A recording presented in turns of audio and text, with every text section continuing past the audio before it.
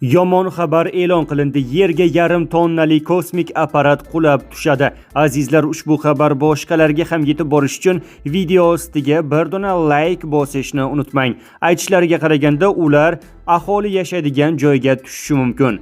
Yerga yaqin kunlarda og'irligi qariyb yarim tonna keladigan Sovet planetalararo kosmik apparati qulab tushadi. Bu haqda BBC xabar berdi. Kosmik apparat 1972-yilda Veneraga uchirilgan Cosmos 482 stansiyasining qo'nish moduli hisoblanadi.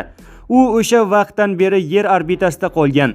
Qurilma aynan qachon sayyora yuzasiga tushishi noma'lum, ammo bu taxminan may oyining birinchi yarmida sodir bo'ladi. Ekspertlardan biriga ko'ra, uning turar joy hududlariga tushish xavfi mavjud.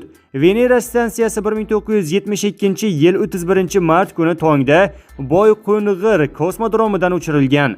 U boshqa bir stansiyaning zaxira nusxasi edi. Ikkala apparat ham texnik xususiyatlari jihatidan bir xil bo'lgan va Venera 8 dasturi doirasida uchirilgan. Bunday takroriy uchirishlar sayyoralararo tadqiqotlar paytida muvaffaqiyatga erishish ehtimolini oshirish uchun qo'llangan. Ular Soyuz bilan bir oilaga mansub Molniya M raketalarida uchirilgan. Biroq og'irroq apparatlarni yuqoriroq orbitalarga olib chiqish uchun bir pog'ona kattalashtirilgan.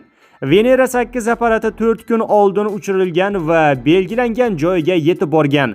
U o'z tadqiqot dasturini to'liq bajargan, ammo Cosmos 482 texnik nosozlik tufayli Veneraga yetib bormagan va yer orbitasida qolib ketgan. NASA saytining ushbu qurilmaga bag'ishlangan sahifasida yozilishicha, u 4 qismga bo'lingan. Ularning ikkitasi pastki yer atrofidagi orbitada qolib, 48 soat ichida atmosferada yonib ketgan.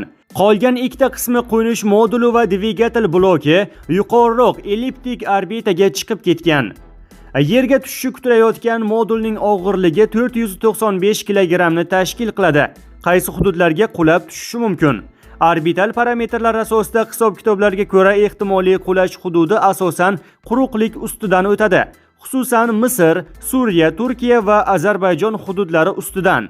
Shu sababli apparatning yashash hududlariga tushish xavfi mavjud. Agar qurilmaga to'liq shikast yetmasa, hisoblangan 242 km/soat tezlikda yerga urilsa, zarba energiyasi taxminan 1,1-1,2 megajoulni tashkil qiladi. Bu yuzlab gramm trottil portlashiga teng, dedi u. Cosmos 482 qulashi turli hisob-kitoblarga ko'ra 8-14 may kunlari sodir bo'ladi deyilgan xabarda.